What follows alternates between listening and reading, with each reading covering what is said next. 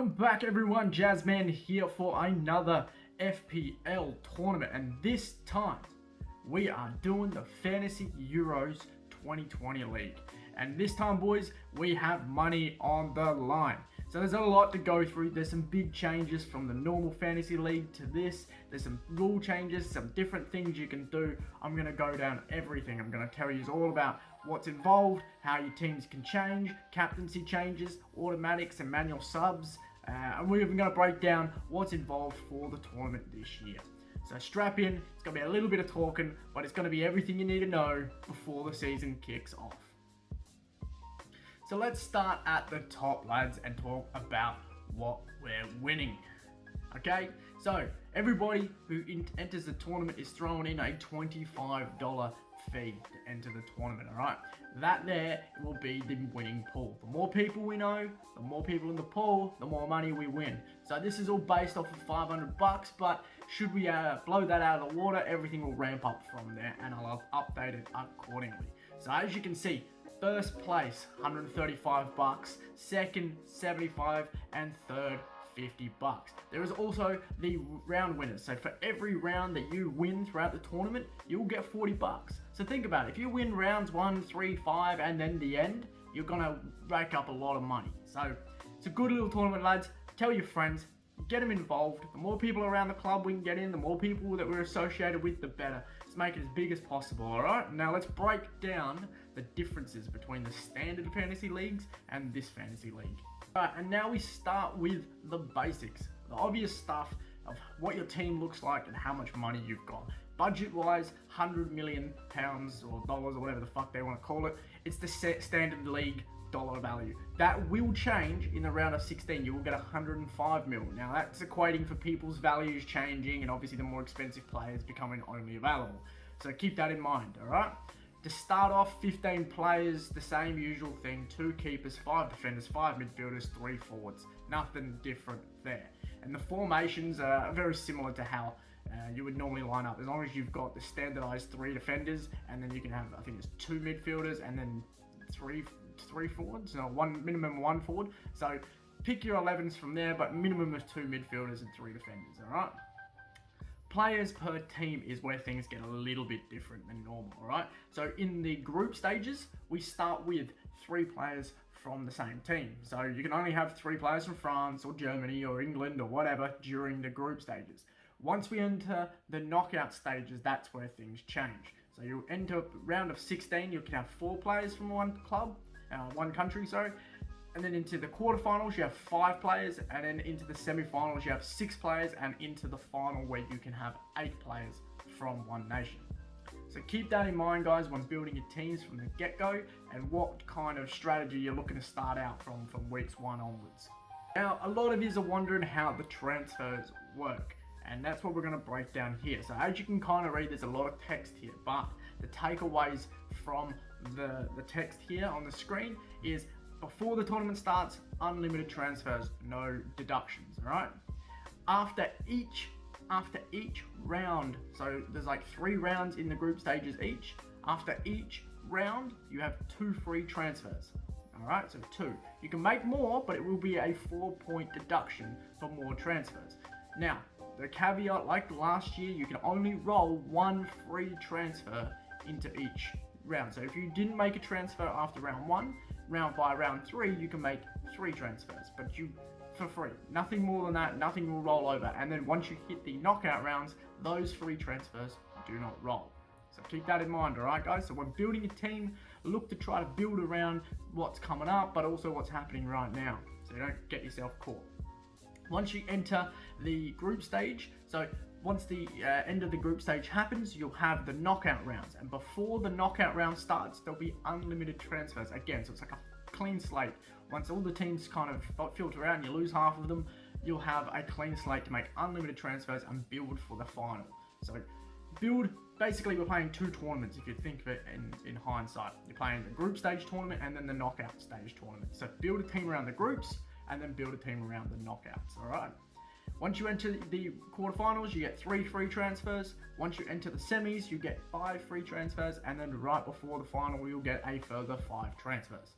So that's a lot of fucking transfers, alright guys? So Don't stress if your players or team get knocked out or get injured or something like that. You've got a shitload of transfers. What it's all about is finding the players that are going to win you the most points and then utilizing your captain efficiently. Now, unlike the FPL captaincy, you are able to change your captaincy in this tournament. So where in FPL you set and forget, basically you pick Kane and hope for the best, this tournament is completely different. You are able to pick a captain in every single match day of that game week. So what that means is, say the first game is Italy playing. You pick an Italian player in your team to be captain. For some reason he scores and does amazing, you can leave him as your captain. Let's say he doesn't even play or he scores 2 points or whatever, you are then able to, after the end of that match day, move your captaincy to a different player in your team who is playing on a different match day.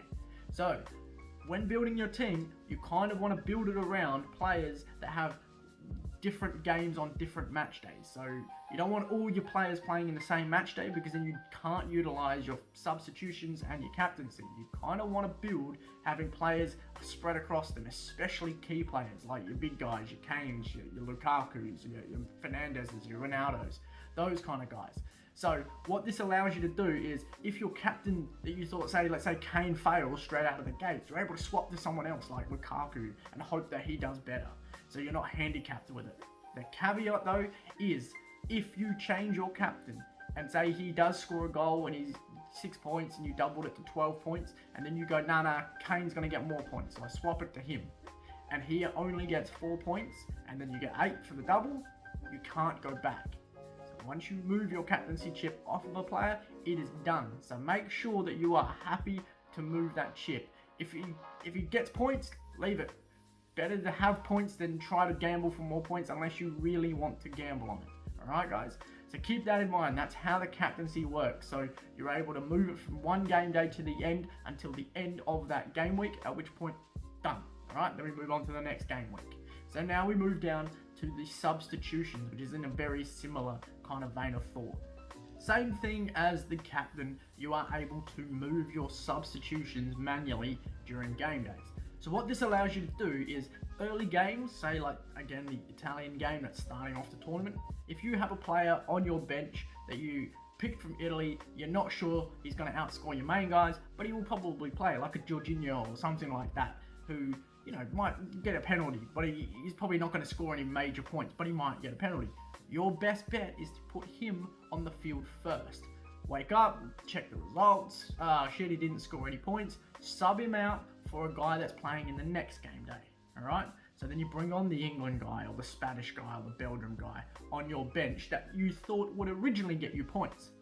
What this is allowing you to do though, is double down on trying to maximize your players, so your bench doesn't become just cannon fodder, 4 mil, 4.5 mil shit players that don't play.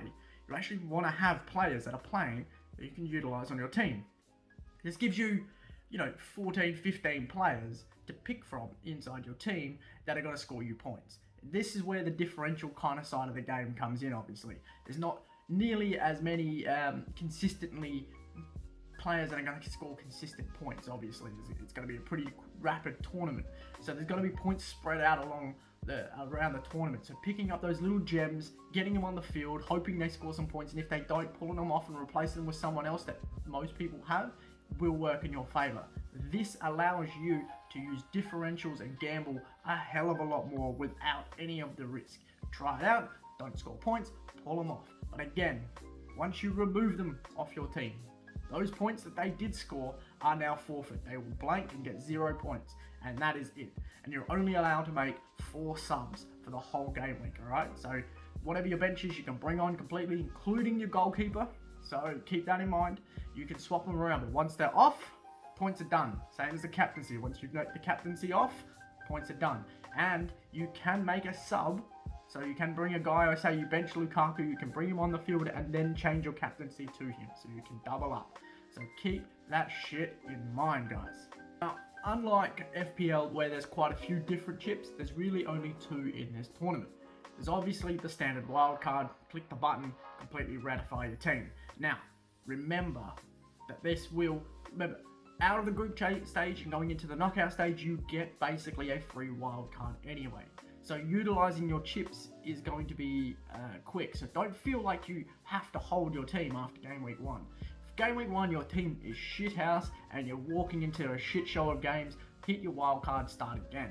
But there is also a different chip, which is very similar, the same thing as the wild card, but it's called Limitless. But what this allows you to do is pick any number of 15 players for any value in your team. So your $100 million or $105 million budget is gone. You can pick all of the expensive players, have them all on the field at the same time, 12 starting 11 players, same substitutions, same captaincy rotations. You can do the same thing as normal, but you have zero budget. You can just pick whoever you want. This will be the thing that defines a lot of the league. Who uses their Limitless chip the best, and in what weeks and when do you do it? Do you do it in the group stage? Do you wait until, say, the semi-finals? Do you go all in on one team? Who knows?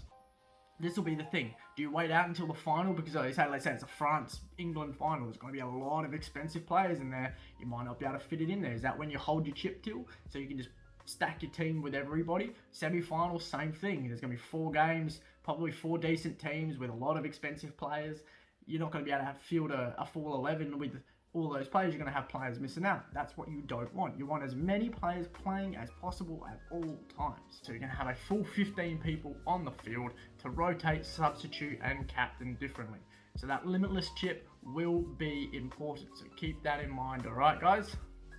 Now lastly is the points. Now it's slightly different. There's a few little changes from the standard FPL to this league with how points are scored. So have a read over. I'm not going to rattle off what each one's worth. You guys can spend the time and have a look at what it is. But this is standard stuff. Score a goal, get assists, keep clean sheets, get bonus points, the usual. So keep that in mind, guys. This is how you'll score points. This is what you want to aim for. So players that don't score points, like don't score goals, don't get assists or anything like that, aren't going to be useful in this league. So Kante might win bloody player of the tournament, but if he doesn't score a goal or get an assist, he's going to be FPL useless to you guys. So don't be putting players in thinking your team is going to keep clean sheets or do amazing if he's a midfielder and he's going to get you 2 or 3 points. He's going to be useless to you. You want the guys that are on the end of the attacking things, all doing amazing stuff in the defense, all right? So keep that in mind. Have a read. That is important.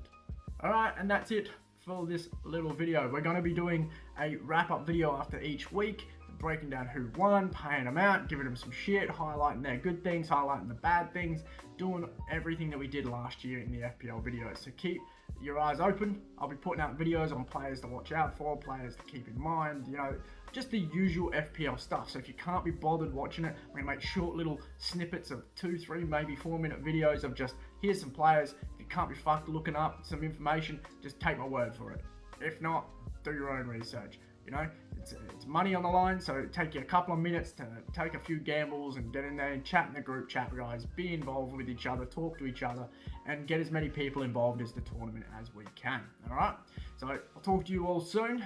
I look forward to this tournament. It's going to be a big one. It's going to be a lot of fun. If you've got friends that, as I said, friends that want to join, or you've got people inside the club that you're convinced, let me know, or get them in the group chat at least, and then we can sort it out from there come next week. Remember, tournament kicks off Friday night coming up, the 11th of June. So keep that in mind. Have your teams all in, locked in, and ready to go by the 11th. I'm sure I'll be banging on yous throughout the group chat to get it all done. So keep that in mind. So until the next video, everyone, I will see you soon. Enjoy your week, and we look forward to the Euros.